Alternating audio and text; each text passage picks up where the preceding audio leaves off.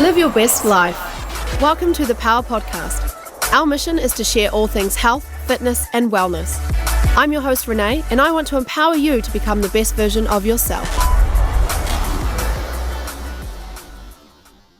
Hello, everyone, and welcome back to the podcast. Today on the podcast, I want to talk about how to be pain-free with your movement.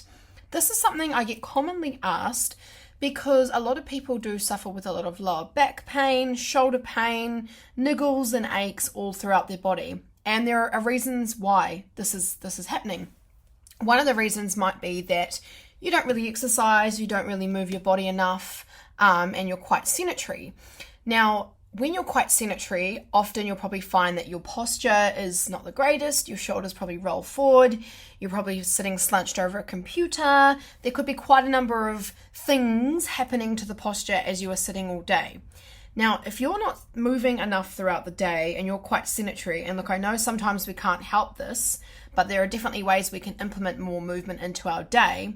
But if you're in a sedentary position most of the day, and you're not getting in any movement, then you're probably going to be in a bit of pain because the body loves to be moved. And if your body's not in a position that is, say, functional and anatomically correct, then you are probably going to suffer with a bit of lower back pain. So if you are always sitting down and you don't do any exercise, you don't stretch, you don't move, and you find yourself slouching forward, you probably will find that your lower back's going to be quite sore because your core is quite weak. And there are ways that you can correct that. Now, you don't need to go and get a mat out and go and start doing hundreds of crunches to build a strong core so that you can support your back. What you need to be doing is functional exercises and functional movement that is going to help you to build a strong body, basically. So the best way that you can be pain-free is to start a functional strength program that is going to help you to build strength from the core, strength for the whole entire body.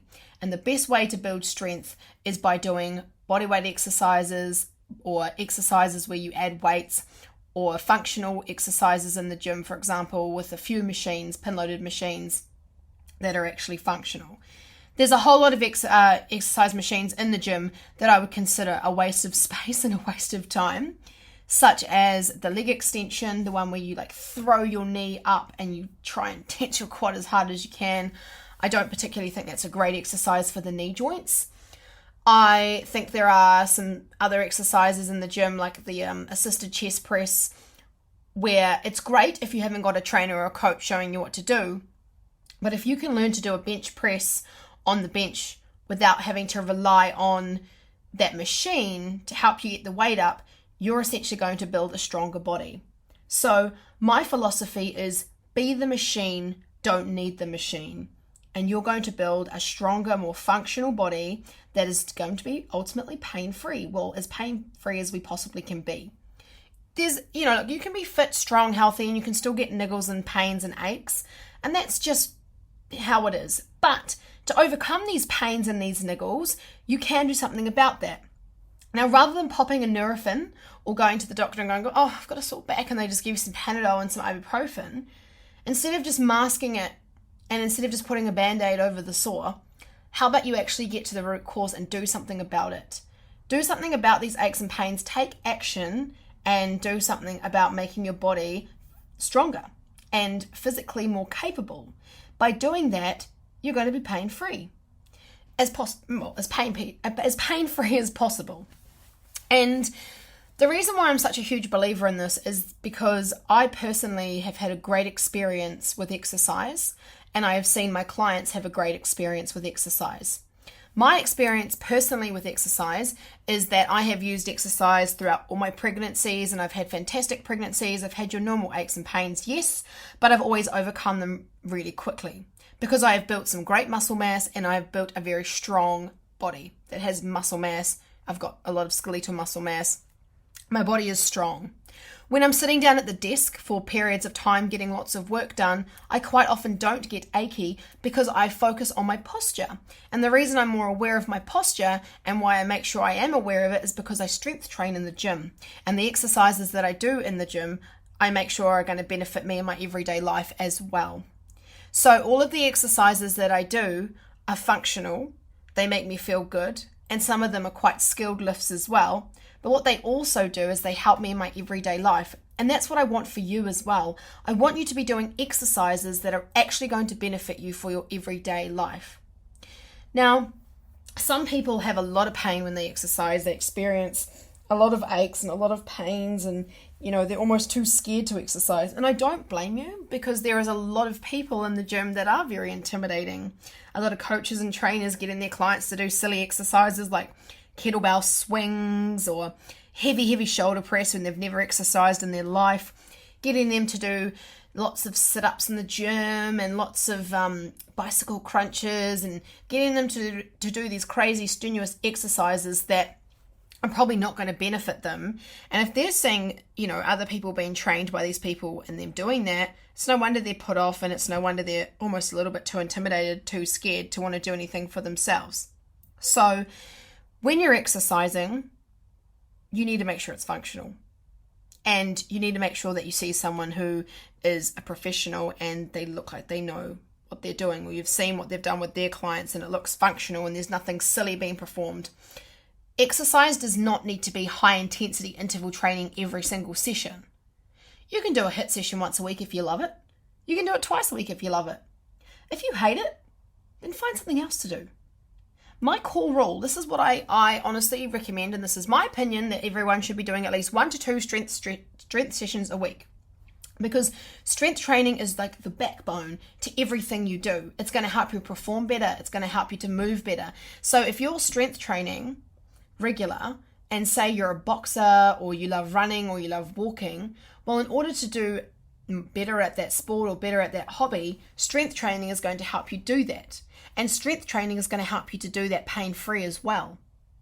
So I go on about it all the time, how amazing strength training is and the benefits of strength training and how it can benefit you to just do incredible things with your life. But one of the most important things that it's going to do is help you to be pain-free.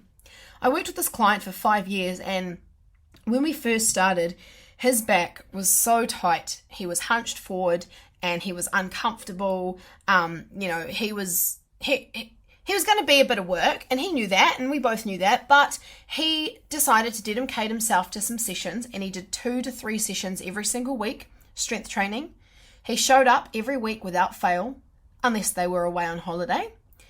And this man was a businessman as well, so very busy, high stress, lots of work, late nights, phone calls, driving on the computer, lots of movement and lots of sedentary movement in his life. And he was like sedentary a lot of the times, and which meant his shoulders were always kind of rolled forward. And when we first started doing some mobility work in the gym, this was very hard to correct at the start, and it took us a while to get there, but we did. And wow, over 2 years' time of consistent training, his back was transformed. I tell you, it changed. It changed his life as well, because he finally didn't have to go to the chiropractor every single week just to be pain-free. He started strength training consistently. He committed to his health because he knew it was important. He wanted to live a long quality life. And by committing himself and by being consistent and by following a strength program that was functional, he was able to generate these fantastic results for his posture, which led him to be pain-free. How cool is that? Building lean muscle and building skeletal muscle is some of the best things that you can do for your body. And these are one of the main reasons why I encourage strength training. Because having that skeletal muscle and having a decent amount of lean muscle mass is going to help your body to perform incredibly. We want to have more lean muscle, more skeletal muscle to help protect our bones. We want to make sure that we are strong so that we don't put ourselves at risk of things like osteoporosis and arthritis later on in life. And this can happen if you aren't strength training. There's a lot of arthritis and osteoporosis in our older population nowadays, and that's because a lot of them never really strength trained back in the day. They worked physical jobs and they worked hard, but there was no really strength training programs implemented. There was no, exercise wasn't something that every single household did. You were physical on the farm maybe, but you wouldn't go and do like a structured strength session or stretching. I think aerobics started coming out around like the 80s and things like that. So people that grew up and say, born in the 40s and in the 30s, who are our older population now, didn't really grow up in I'm not saying not everyone, there were probably some people, but most people didn't grow up thinking that exercise was an important part of their daily lives and that they should be having an exercise routine that they follow every single week. So a lot of these people are coming through now, and there's a lot of osteoporosis, there's a lot of arthritis, there's a lot of back issues, there's a lot of pain. Everyone is in a lot of pain. A lot of people are getting hip replacements and knee replacements and all of these crazy things. And I think if back then strength training was more of a common thing, there'd be less of these issues now. So if we look at what they did and we learn from that, then we can maybe start having longer quality lives, because we're like, okay, we don't want to have arthritis, we don't want to have osteoporosis, and we most certainly don't want to struggle to get up and down out of our chair every single day.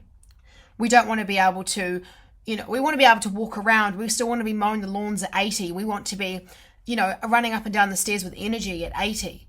And you can do that if you're healthy, fit, and strong, and you look after yourself now and through, to the end of time. You need to be training your body for life, not training your body to just lose weight as quick as you can, or be a certain size, or fit these size jeans, or be a size fucking 6. No, you need to be training your body so that you live a long quality life pain-free. That is the ultimate program to help you live a pain-free life. And I wish that more doctors and more professionals in that field, in that medical field, would encourage their patients to create an exercise program and implement exercise habits. And I don't know why, for example, I'm in New Zealand. This is, in New Zealand, the government doesn't have some kind of a system where they're encouraging people to exercise more. Why aren't health professionals like myself funded so that people can utilize us, so that we can help them and set them up with a program that's going to help them be healthier, fitter, stronger for life, so that we take the pressure off the current health system, which is completely fucked. There are so many people needing hospital beds. How can we actually reduce this? How can we do this that's going to help our people live longer quality lives? Rather than just masking the issue with some Panadol, some ibuprofen, or some Nurofen, how about we encourage people to be more active, to live active lifestyles, to be healthier, to be fitter, to be stronger, to be mentally stronger? Okay, there's a lot of mental health issues at the moment. There's a lot of depression. There's a lot of anxiety. What can we do to make that better? Exercise. Being in positive environments. Encouraging our people to get off the couch and move more. Movement makes you feel good. I always say this, but I don't know one person in this world, well, I don't know them anyway if they've said this, and quote me if I'm wrong, that has said, oh, I regretted that workout. I wish I never exercised today. Oh, why did I even bother doing that? When you exercise, you feel fucking fantastic. You feel incredible. You feel amazing. And that's something to celebrate, and that's something we need to be more aware of. If we're not feeling happy, if we're not feeling well, if we're feeling in pain all the time, and we're feeling sick all the time, and we're constantly feeling anxious, and we're constantly feeling down, we need to look at our environment, and we need to look at what we can do to change that. How can we change our environment? How can we change things to make us, more likely to exercise, more likely to commit to movement? You don't need to go and join a CrossFit class or a group fitness class that is high intensity interval training every single day, 7 days a week. You just need to get moving. You can start by walking, swinging the arms, getting the blood flowing, walking every day. And sometimes if you find this kind of thing hard, then I suggest getting some kind of a tracker where you can track how much movement you're doing a day. And a good indication as to how much movement you're doing a day is looking at your steps. How many steps are you doing a day? If you are getting, say, 8,000 to 10,000 steps in a day, not by actively going, right, I've got to go for a walk and get 8,000 steps a day. I just mean general movement in your day-to-day life.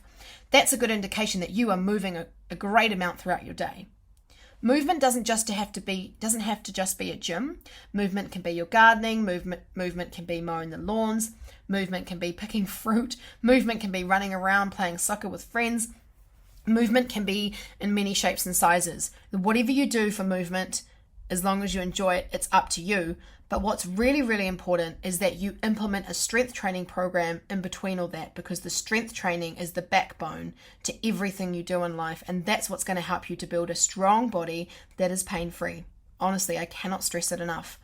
I've worked with many different types of clients before, and I had this one particular client who came to me from a physio. Now, the physio had told her that she needed to start building up a stronger core. Her core was quite weak and it was giving her back issues. And the physio had her doing like a core crunching machine in the gym. To my horror, they had her lying on the floor crunching her stomach and doing bicycle crunches and all these crazy ab movements on the floor, which was actually making her back worse and caused more inflammation in her back, because she didn't even know how to hold her core or hold her core strong. She had no idea about breathing.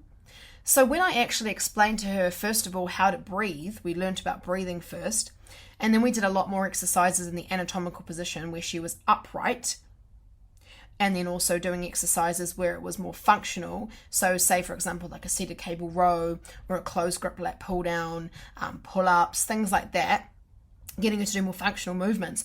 She found she actually gained more from doing a strength session with me than she did seeing her physio for the 12 weeks that the ACC paid for.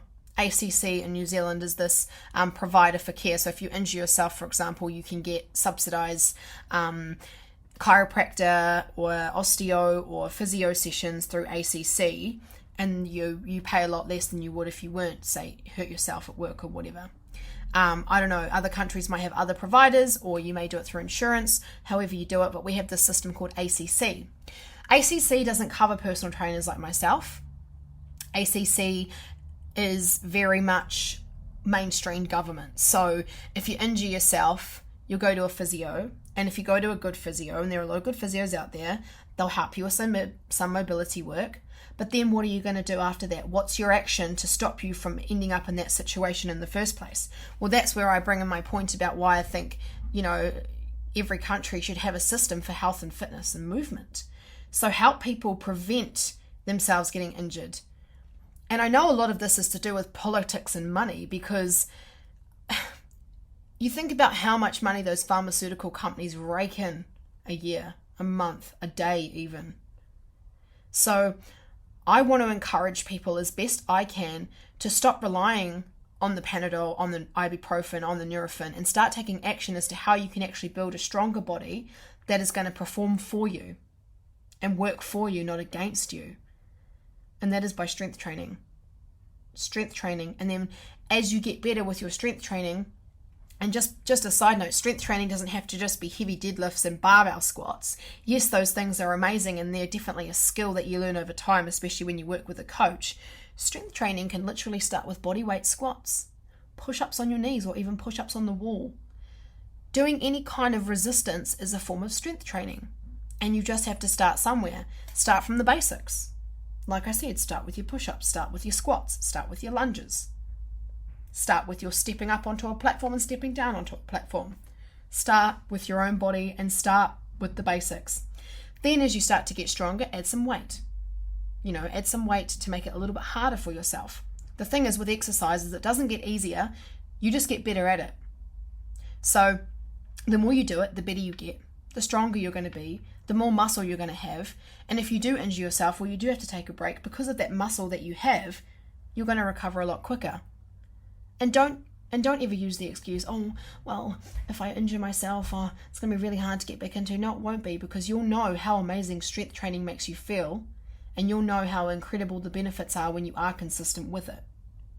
So if you have a sore back, if you have sore shoulders, if you have sore anything, you need to go and ask for help from a health professional or health and fitness professional who can give you a functional movement program that is going to help you to build a strong frame so that you are walking around, living your best life, and having a quality life too. Because what's a life without quality movement? And that's essentially why we should be strength training. Strength training, a lot of people associate strength training with physique or, chronic weight loss. But for me, even those things are a byproduct of the consistency and the hard work, the main thing for me is that it creates this strong, incredible body that can do so much more and is capable of so much more than what it was when you're not strength training. I know for a fact that when I had COVID and I was out for a whole entire month, I had a whole month off training because I was so unwell and I let my body recover from having COVID. I felt like shit for not exercising mentally and physically. I felt weak, my legs felt weak, my arms felt weak, my back started to get sore because I wasn't moving it and, regular. I wasn't doing my regular back exercises in the gym that I love and that my body loves. I felt really weak and fatigued. My energy wasn't as high as it usually is, and I honestly believe that exercise and implementing exercise into my routine every single week, at least 5 sessions a week, 6 if I'm lucky, only half an hour for each session. I know that by doing that regular, I do feel amazing. I do feel stronger, and I hardly ever feel injured. So I encourage you today to write down a few notes if you've learned anything, and I encourage you today to find yourself a health and fitness professional. If you don't live in Coombe or Auckland, come see me if you do. But if you don't, I encourage you today to get yourself a program that is going to work and is going to help you to build a stronger body. If you can't afford it, find a way to make it work, because you shouldn't put a price on your health. Your health is your wealth. If you haven't got your health, how the hell do you expect to make any more money? How do you expect to be living your best life? Health is wealth. If you want to reach your ultimate potential, you need to be looking after your health first, looking after yourself first, putting and investing your money and your time into yourself first. And you should be doing that before helping others as well. So I hope you've learnt some great things from this podcast today. I was very excited to record this podcast, and I think that if we have a pain-free movement society, we're going to have a lot less pressure on our health system in any country. It all starts with movement, and it all starts with nutrition, and it all starts with mindset. Those 3 things. Those 3 things are going to help you to live a long, healthy lifestyle. And yes, genetics have a lot to do with it as well. And unfortunately, some people are born with genetic diseases and other things that, scientists just can't explain. But if you are blessed enough to be a normal functioning human being, then do not lose that normal functioning human being by not exercising regular.